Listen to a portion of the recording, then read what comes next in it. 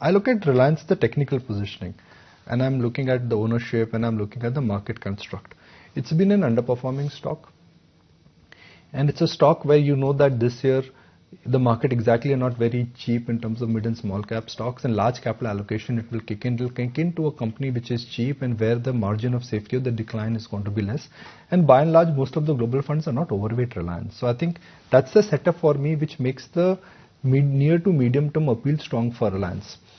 Well, the other point, Sumit's beautifully captured that typically at the start of a new capex cycle, Reliance will underperform. When the capex cycle starts getting over, Reliance will start catching up. And that's really been the 15-20 year history of Reliance. And I think Mr. Mani alluded to the fact that the greenfield gas capex by the end of the year and beginning of next year, they will start kicking in. So for me, that is an indication that peak of the capex cycle is over. Although, Sumit, I feel that nobody is talking about the fact that this year many IPOs, many startups will go public. And if there is one group which has the highest exposure to startups and platform companies, I think it is Jio. There's a big media deal which markets are talking about, consolidation happening when it comes to Disney stake, completely, media report.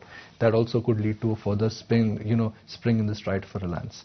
So I guess the sheer fact that Reliance has underperformed, it has consolidated, markets need a stock which is large cap stock where margin of safety is there, and the way how things are actually moving on the capex front and also on the digital front, it could be a combination of a lot of factors. So I'm not saying anything new, with the exception that this year I think it really has a strong case to outperform the Nifty, because you need institutional appetite to move the Nifty. For Reliance, it's not like a small stock, but if Reliance moves, then the whole question of where the leadership in the market will come from, I think gets answered. For me, that's also a bigger question.